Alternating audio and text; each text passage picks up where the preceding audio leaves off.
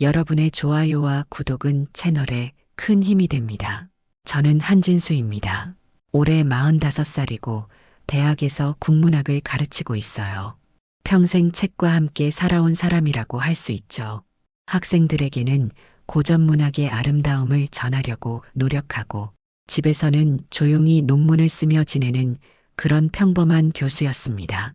아내 오윤정과는 15년 전에 결혼했어요. 윤정은 드라마 작가로 일하고 있습니다. 처음 만났을 때는 문학을 사랑하는 순수한 여성이었는데 지금은 방송계에서 꽤 유명한 작가가 됐죠. 성격도 많이 달라졌어요. 예전보다 말이 많아지고 사교적이 되었습니다. 최근 몇 년간 저희 부부관계는 조금씩 소원해졌어요. 윤정은 항상 바쁘다고 하면서 집에 늦게 들어오거나 아예 못 들어오는 날이 많았습니다. 방송국 회의, 작가 모임, 시나리오 워크숍 등 핑계는 늘 있었죠. 저는 그런 윤정을 이해하려고 노력했어요. 그날도 평범한 새벽이었습니다. 새벽 4시쯤 잠에서 깨어 화장실을 다녀오는 길에 거실을 지나가게 됐어요. 윤정이 노트북 앞에서 원고 작업을 하고 있더라고요. 집중하느라 제가 지나가는 것도 못 본 것 같았습니다. 잠시 멈춰서 윤정을 바라봤어요. 진지하게 키보드를 두드리는 모습이 예전 우리가 신혼일 때와 똑같더라고요. 그때는 제가 논문 쓸 때 옆에서 함께 원고 작업을 했었거든요. 서로의 꿈을 응원하며 지내던 시절이 그리웠습니다. 그런데 윤정이 갑자기 자리를 뜨더라고요. 화장실에 간 것 같았어요. 노트북 화면이 그대로 켜져 있었는데 호기심에 살짝 들여다봤습니다. 평소에 아내 일에 간섭하지 않는 편이었지만 그날따라 궁금했거든요. 화면에는 메신저 창이 열려 있었어요. 상대방 이름은 배도환이라고 되어 있었습니다. 처음 보는 이름이었죠. 대화 내용을 보니 업무 관련 얘기 같았는데 마지막 메시지가 이상했어요. 오늘도 너랑 있어서 내가 더 잘 써졌어. 내 진짜 여주 윤정. 그 문장을 읽는 순간 머릿속이 하얘졌습니다. 진짜 여주라는 표현, 그리고 친밀한 말투가 단순한 업무 관계가 아니라는 걸 말해주고 있었어요. 심장이 빨리 뛰기 시작했고 손이 떨렸습니다. 더 위로 스크롤해서 대화 내용을 확인해 봤어요. 며칠 전 대화들을 보니 더욱 확실해졌습니다. 어제 밤이 너무 좋았어.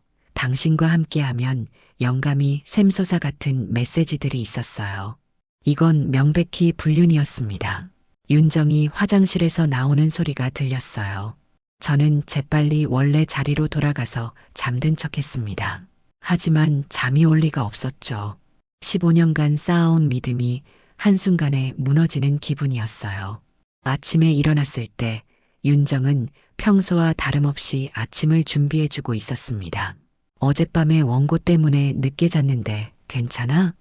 하며 오히려 제 걱정을 해주더라고요. 그 모습을 보니 더욱 배신감이 들었어요. 배도환이 누구야? 하고 물어보고 싶었지만 참았습니다. 성급하게 따져서는 안 된다고 생각했거든요.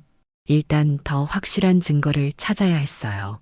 학자로서 객관적인 사실을 바탕으로 판단해야 한다고 스스로를 다독였습니다. 그날부터 저는 윤정을 다른 눈으로 보게 됐어요. 평소에 당연하게 여겼던 늦은 귀가, 잦은 외박, 새로 산 옷들이 모두 의심스러워 보였습니다. 15년 결혼 생활이 거짓이었을지도 모른다는 생각에 잠을 이룰 수가 없었어요. 배도환이 누구인지 알아내는 것은 그리 어렵지 않았습니다. 방송계는 생각보다 좁은 세계라서 조금만 수소문하면 정보를 얻을 수 있었거든요. 대학 동료 중에 방송국과 연결고리가 있는 교수에게 슬쩍 물어봤어요. 배도환은 윤정이 일하는 방송국의 드라마 기획국장이었습니다. 42살로 저보다 3살 어리고 방송국 내에서는 꽤 실세라고 하더라고요. 히트 드라마를 여러 편 기획했고 작가들 사이에서도 인정받는 인물이라고 했습니다. 무엇보다 충격적인 건 배도환이 유부남이라는 사실이었어요. 아내가 있는 남자와 불륜을 저지르고 있었던 거죠. 배도환의 아내는 차지연이라는 연극 연출가라고 했습니다. 연극계에서는 나름 유명한 사람이라더라고요. 며칠 동안 더 조사해 본 결과 상황이 명확해졌습니다. 윤정과 배도환은 약 1년 전부터 관계를 시작한 것 같았어요. 윤정이 배도환이 기획하는 드라마 작업에 참여하면서 가까워진 거였죠. 그때부터 윤정의 야근과 외박이 잦아졌던 게 기억났습니다. 저는 차지연에게 연락하기로 결심했어요.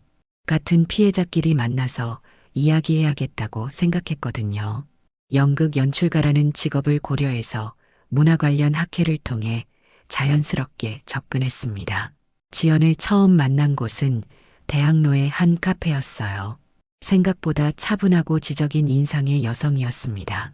연극을 전공한 사람답게 말도 조리 있게 잘했고요. 처음엔 서로 업무 관련 이야기만 나눴어요. 하지만 시간이 지나면서 자연스럽게 개인적인 얘기가 나왔습니다. 지연도 최근 남편의 행동이 이상하다고 느끼고 있었다고 하더라고요. 야근이 잦아지고 집에 와서도 핸드폰만 들여다본다고 했어요. 저는 조심스럽게 윤정과 배도환의 관계에 대해 알고 있는 사실을 얘기했습니다. 처음에 지연은 믿지 못하겠다는 반응을 보였어요.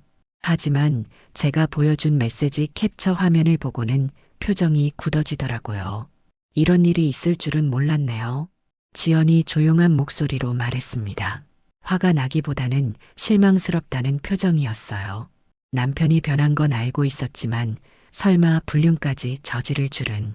그날 이후 저와 지연은 자주 만나서 정보를 공유하기 시작했어요. 지연도 나름대로 배도환의 행동을 관찰하고 있었는데 여러 정황들이 맞아떨어졌습니다. 특정 요일에 늦게 들어오는 패턴, 새로 생긴 옷차림의 변화, 핸드폰을 극도로 조심하는 모습들이 말이죠. 우리가 그냥 당하고만 있을 수는 없잖아요. 지연이 말했을 때 저도 동감했습니다. 하지만 감정적으로 대응해서는 안 된다고 생각했어요. 우리는 모두 지식인이니까 지성적으로 대처해야 한다고 봤거든요. 저는 지연에게 체계적인 증거 수집을 제안했습니다.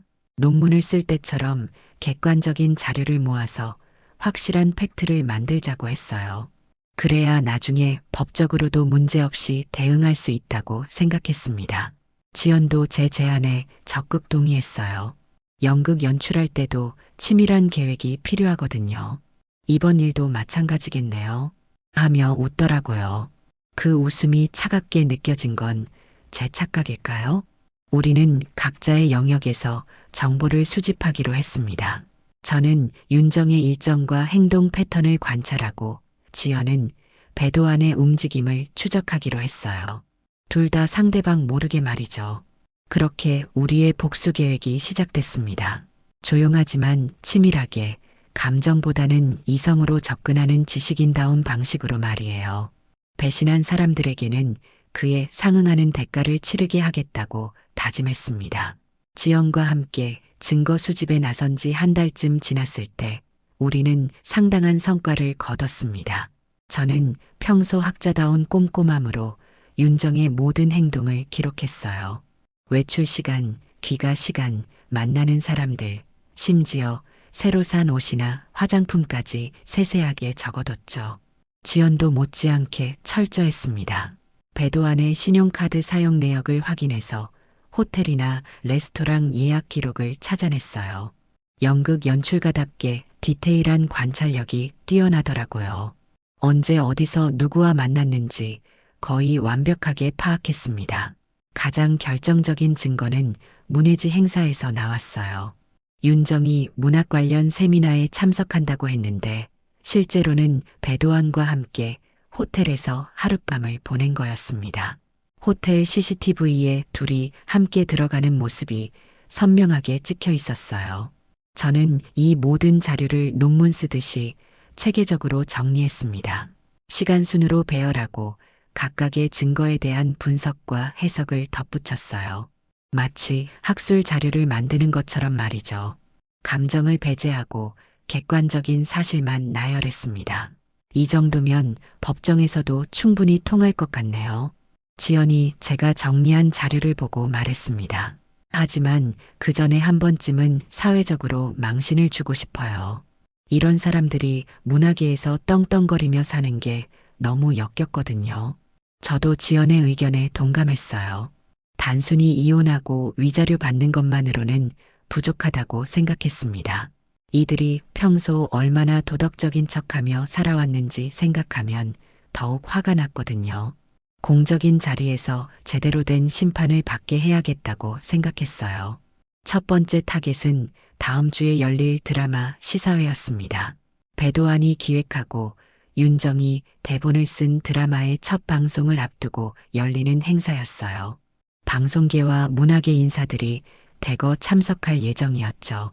저와 지연은 그 자리에 깜짝 등장하기로 계획했습니다.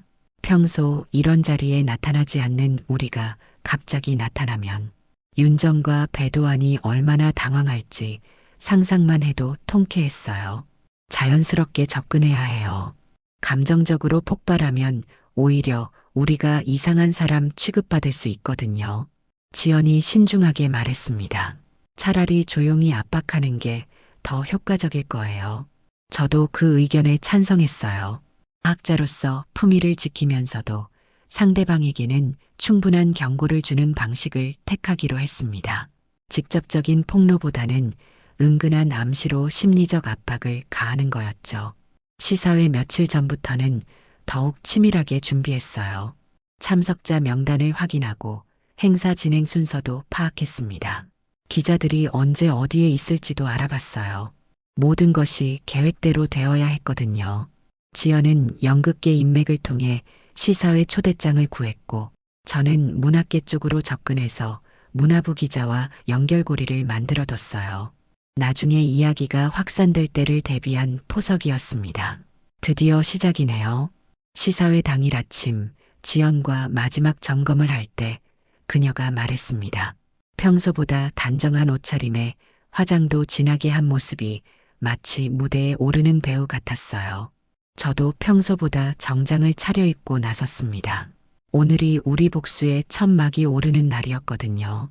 15년간 쌓아온 신뢰를 배신한 윤정과 가정을 파괴한 배도환에게 이제 그에 상응하는 대가를 치르게 할 시간이 온 거였습니다. 시사회장으로 향하는 길에 마음이 차분해지는 걸 느꼈어요. 분노보다는 냉정함이, 감정보다는 이성이 앞서고 있었습니다. 이것이 바로 학자다운 복수 방식이라고 생각했어요. 시사회장에 도착했을 때 이미 많은 사람들이 모여 있었습니다. 방송국 관계자들, 연예계 인사들, 문화부 기자들이 화려한 옷차림으로 담소를 나누고 있었어요. 평소 제가 다니는 학술 모임과는 완전히 다른 분위기였죠. 윤정과 배도환도 금세 눈에 띄었습니다. 둘이 나란히 서서 참석자들과 인사를 나누고 있더라고요. 윤정은 새로 산 드레스를 입고 있었는데 제가 본 적 없는 옷이었어요. 아마 이 자리를 위해 특별히 준비한 것 같았습니다. 저와 지연은 조용히 뒤쪽에 자리를 잡았어요. 아직 윤정과 배도환은 우리가 온 걸 모르는 것 같았습니다. 지연이 제 팔을 살짝 건드리며 시작해 볼까요? 라고 속삭였어요. 먼저 지연이 움직였습니다. 자연스럽게 배도환 쪽으로 다가가서 안녕하세요. 국장님 하며 인사를 건넸어요. 배도환이 돌아보는 순간 얼굴이 하얘지는 게 보였습니다. 전혀 예상하지 못했던 만남이었을 테니까요. 지연아, 어떻게 여기에? 배도환이 당황한 목소리로 물었어요. 주변 사람들이 슬금슬금 관심을 보이기 시작했습니다. 아내가 갑자기 나타난 상황이 예사롭지 않다는 걸 눈치챈 거죠.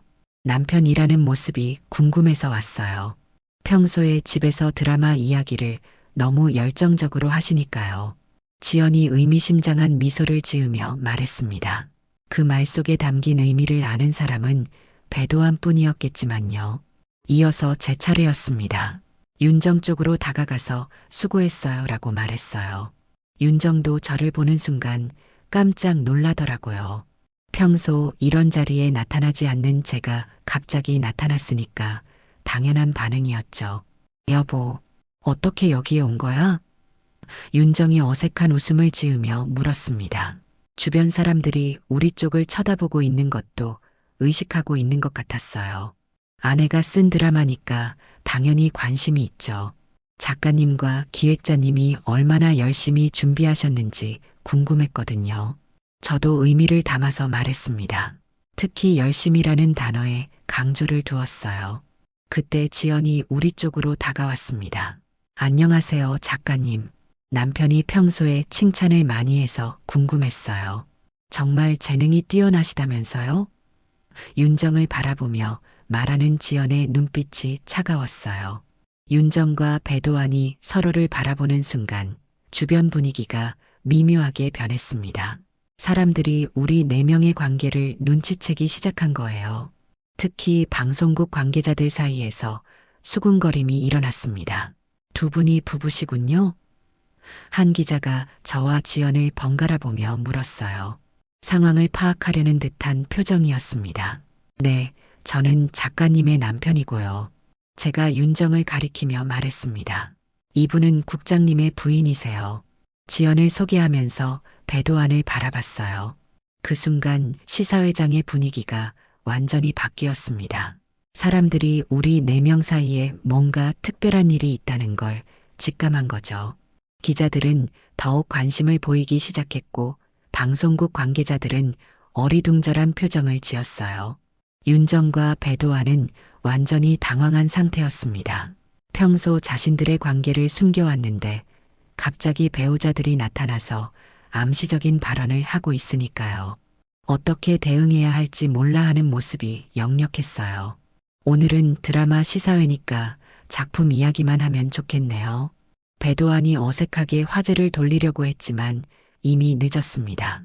사람들의 관심은 드라마가 아닌 우리 네 명의 미묘한 관계에 집중되어 있었거든요.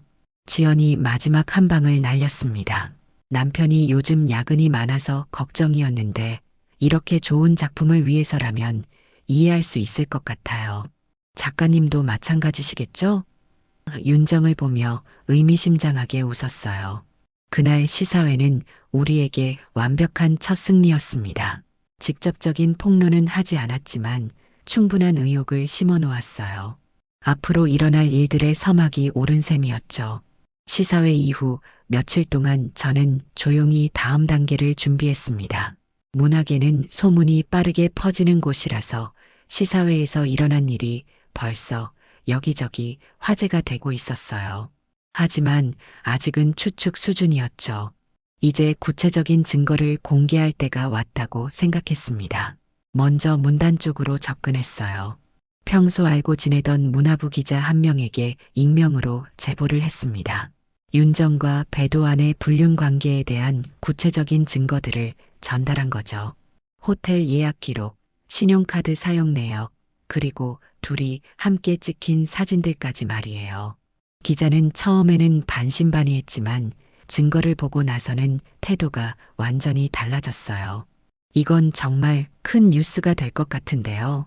방송계와 문단을 잇는 권력형 불륜 스캔들이라니 하며 흥미를 보이더라고요. 지연도 나름대로 연극계 쪽에서 활동하고 있었습니다. 배도환의 과거 행적을 더 파헤쳐 본 결과 놀라운 사실들이 드러났어요. 방송국 내에서 여러 여성 작가들과 부적절한 관계를 맺었다는 소문들이 있었던 거죠. 이 사람이 단순히 우리 남편만의 문제가 아니었어요. 지연이 수집한 자료를 보여주며 말했습니다. 권력을 이용해서 여러 작가들에게 접근했다는 증언들이 있어요. 이건 성추행에 가까운 행위죠. 저희는 이런 정보들을 체계적으로 정리해서 여러 언론사에 동시에 제보했습니다. 단순한 불륜이 아니라 권력형 성추문이라는 더 큰 프레임으로 접근한 거예요. 사회적 파장이 훨씬 클 거라고 판단했거든요. 며칠 후 첫 번째 기사가 나왔습니다. 방송계 실세와 인기 작가의 불륜 의혹이라는 제목으로 주요 일간지에 실렸어요. 실명은 나오지 않았지만 업계 사람들은 누구인지 금세 알아차릴 수 있는 수준의 정보가 포함되어 있었습니다. 반응은 폭발적이었어요. 온라인 커뮤니티에서는 누가 누구인지 추측하는 글들이 올라오기 시작했고 방송계 관계자들 사이에서도 이 이야기가 화제가 됐습니다. 특히 시사회에서 일어난 일을 목격한 사람들이 하나둘씩 증언을 하기 시작했어요. 윤정의 상황은 급속도로 나빠졌습니다. 평소 참여하던 작가 모임에서 은근히 외면당하기 시작했어요. 예정되어 있던 문학 관련 인터뷰도 취소됐습니다. 방송국에서도 새로운 프로젝트 제안이 들어오지 않았죠. 배도환은 더욱 심각한 타격을 받았습니다. 방송국 내부에서 윤리위원회 조사가 시작됐어요.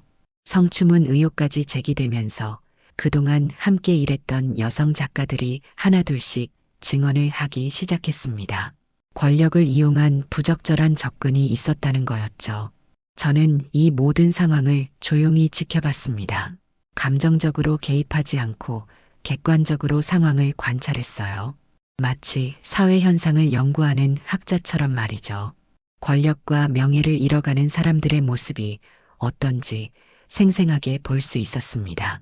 윤정이 집에서 전화를 받는 모습을 몇 번 봤는데 대부분 취소나 연기 통보였어요. 출판사에서는 계약 재검토를 하겠다고 했고 방송국에서는 당분간 새로운 작업을 맡기기 어렵다고 했습니다. 서서히 사회적으로 고립되어 가고 있었어요. 여보, 이상한 소문들이 돌고 있어. 혹시 뭘 알고 있는 거야? 윤정이 어느 날 저에게 직접 물어봤습니다. 불안해하는 기색이 역력했어요. 무슨 소문? 저는 모르는 척 했습니다. 나는 학교에서 수업만 하는데 무슨 소문을 알겠어.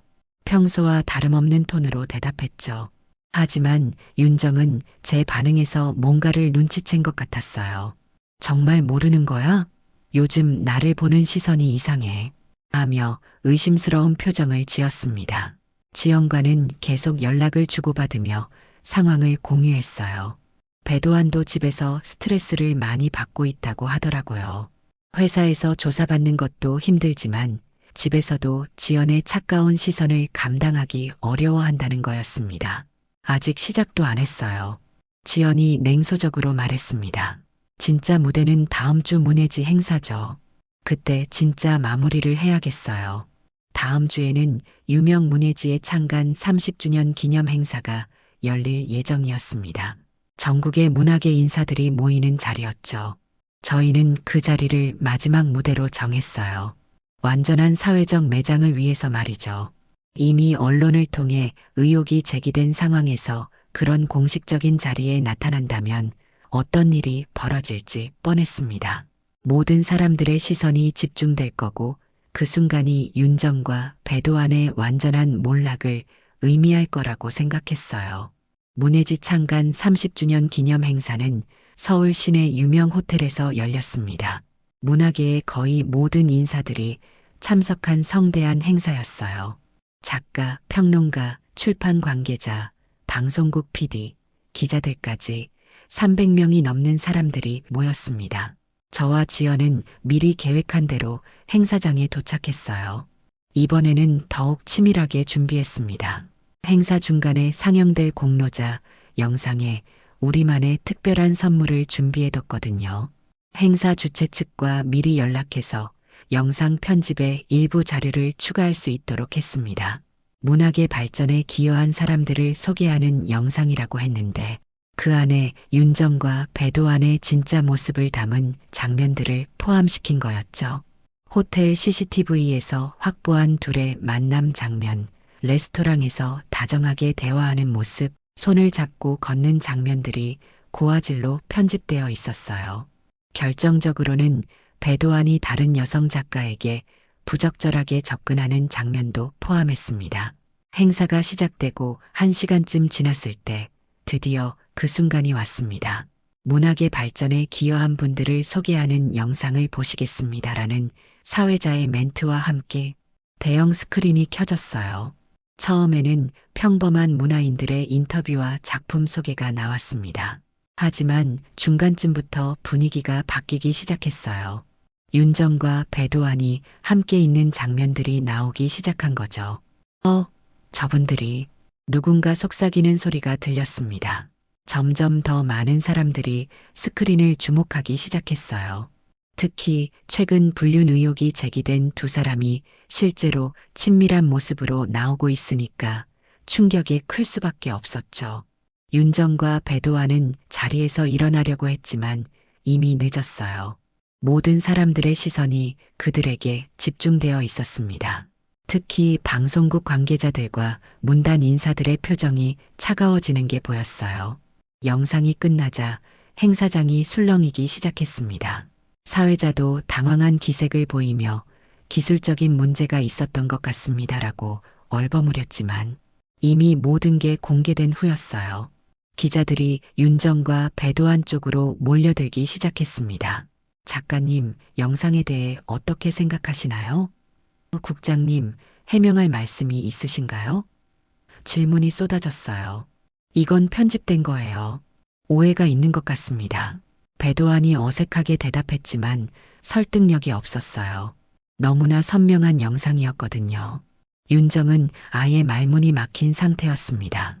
평소 말을 잘하던 사람이 완전히 당황해서 제대로 된 답변을 하지 못했어요. 그 모습이 오히려 더 의심스럽게 보였죠. 저는 멀리서 이 모든 광경을 지켜봤습니다. 복수가 완성되는 순간이었어요. 15년간 쌓아온 신뢰를 배신한 대가를 톡톡히 치르는 모습을 보니 속이 시원했습니다. 지연도 제 옆에서 조용히 미소를 짓고 있었어요. 드디어 끝났네요. 하며 안도의 표정을 지었습니다. 우리의 계획이 완벽하게 성공한 거였죠. 그날 밤 모든 언론사에서 이 사건을 톱뉴스로 다뤘습니다. 문학의 충격, 권력형 불륜 현장 포착 같은 제목들이 신문 헤드라인을 장식했어요. 윤정과 배도환의 이름이 전국에 알려지는 순간이었습니다. 문해지 행사 이후 윤정과 배도환의 삶은 완전히 무너져 내렸습니다. 모든 언론이 이들의 스캔들을 연일 보도했고 문화계에서는 완전히 매장당한 상태가 됐어요. 그동안 쌓아온 명성과 인맥이 하루아침에 사라진 거였죠. 배도환은 방송국에서 즉시 직무정지 처분을 받았습니다. 내부윤리위원회 조사 결과 성추문 의혹도 사실로 드러나면서 결국 계약 해지까지 이어졌어요. 20년간 쌓아온 방송계 경력이 완전히 끝난 거였습니다. 더 심각한 건 다른 방송국들도 그를 받아주지 않는다는 거였어요. 업계 자체가 좁다 보니 한번 이미지가 망가지면 회복하기 어려웠습니다. 프리랜서로라도 일할 기회조차 막혀버린 상황이었죠. 윤정의 상황도 마찬가지였습니다. 전속 작가 계약을 맺고 있던 방송국에서 계약 해지를 통보했어요. 예정되어 있던 드라마 프로젝트들도 모두 취소됐습니다. 강연이나 방송 출연 요청도 완전히 끊어졌어요. 출판사들도 등을 돌렸습니다. 윤정이 준비하고 있던 에세이집 출간이 무기한 연기됐고 기존에 출간된 책들도 서점에서 조용히 철수되기 시작했어요. 작가로서의 생명이 끝난 거나 다름없었습니다.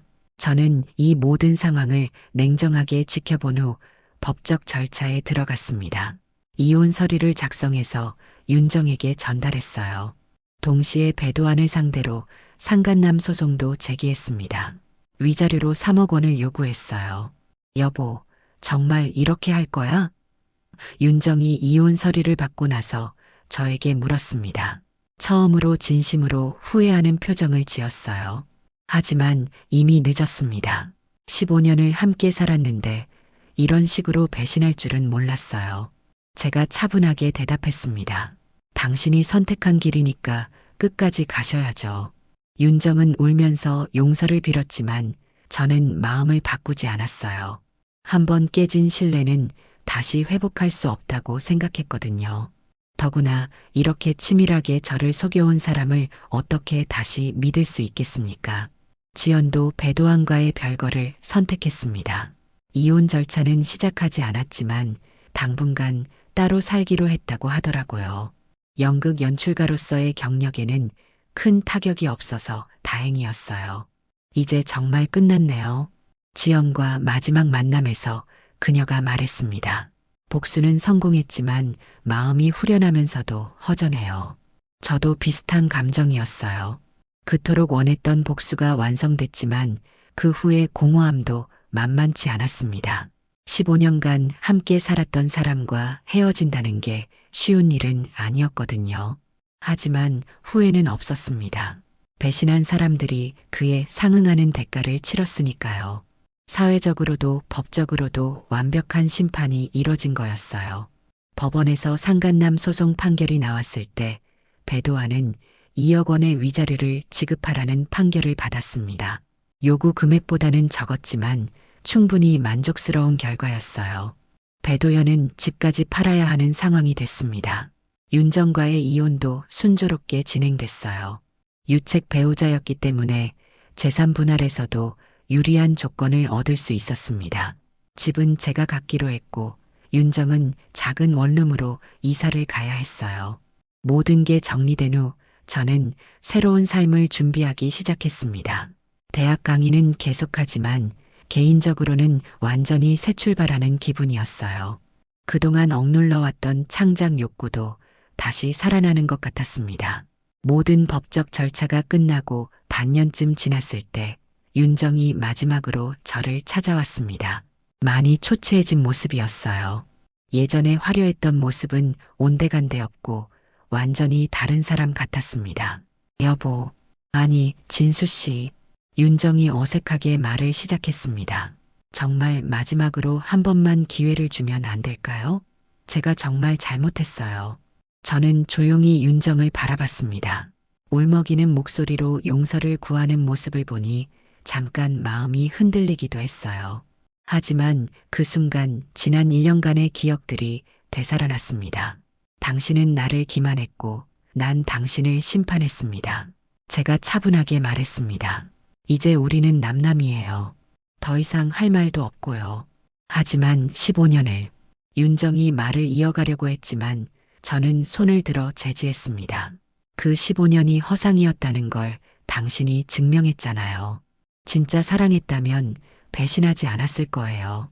저는 더 이상 감정이 흔들리지 않았습니다. 윤정은 한참 동안 서 있다가 결국 돌아갔습니다. 그 뒷모습이 너무 쓸쓸해 보여서 잠깐 안쓰러운 마음도 들었지만 후회는 없었어요. 용서는 배신자에게 주는 선물이 아니라고 생각했거든요. 상간남 소송에서 받은 위자료로 배도환은 거의 파산 직전까지 몰렸습니다. 집도 팔고 차도 처분해야 했어요. 방송계에서 완전히 매장된 상태라 재기할 기회도 보이지 않았습니다. 나이 40이 넘어서 새로 시작하기에는 너무 큰 타격이었죠. 저는 그 모든 과정을 담담하게 지켜봤습니다. 복수심이 사라진 건 아니었지만 더 이상 그들에게 에너지를 쏟고 싶지 않았어요. 제 인생을 다시 설계하는 게 더 중요했거든요. 대학에서는 여전히 강의를 하고 있지만 예전보다 훨씬 여유로워졌습니다. 더 이상 집에서 눈치 볼 일도 없고 혼자만의 시간을 마음껏 가질 수 있게 됐어요. 오히려 결혼 전보다 자유로운 기분이었습니다. 시골 소도시에 작은 집을 하나 구입했어요. 주말마다 그곳에 내려가서 조용히 원고 작업을 하고 있습니다. 그동안 미뤄뒀던 소설 쓰기를 다시 시작한 거예요. 이번에는 복수와 배신에 관한 이야기를 쓰고 있습니다. 지영과는 가끔 안부 연락을 주고받고 있어요. 그녀는 연극 연출가로서 새로운 작품을 준비하고 있다고 하더라고요. 이번 일을 겪으면서 오히려 더 강해진 것 같다고 했습니다. 어느 날 대학 강단에 서서 학생들을 바라보는데 문득 웃음이 나왔어요. 그동안 얼마나 답답하게 살았는지 새삼 깨달았거든요. 남의 눈치 보고 체면 차리느라 정작 제 인생은 제대로 살지 못했던 것 같았어요. 오늘은 배신과 복수에 관한 고전 작품들을 다뤄보겠습니다. 제가 학생들에게 말했을 때 누군가 웃는 소리가 들렸어요. 아마 제 개인사를 아는 학생이 있었나 봅니다. 하지만 저는 개의치 않았어요. 오히려 당당했습니다. 제가 경험한 일들이 부끄러운 게 아니라 오히려 자랑스럽다고 생각했거든요. 배신당했지만 굴복하지 않고 정당한 복수를 완성했으니까요. 수업이 끝나고 연구실로 돌아와서 원고를 정리하는데 정말 마음이 평온했습니다. 이제 진짜 제 인생이 시작되는 기분이었어요. 그동안 억눌러왔던 창작 욕구도 다시 살아나고 있었고요. 저녁에 시골집으로 내려가는 기차 안에서 창밖을 바라보며 생각했어요. 복수는 끝났지만 제 인생은 이제 시작이라고. 45의 나이에 새로운 출발을 한다는 게 늦은 것 같지만 전혀 후회는 없었습니다. 기차가 시골역에 도착했을 때 저는 조용히 미소를 지었습니다. 완벽한 복수를 마친 승리자의 여유로운 미소였어요. 이야기가 재미있으셨나요?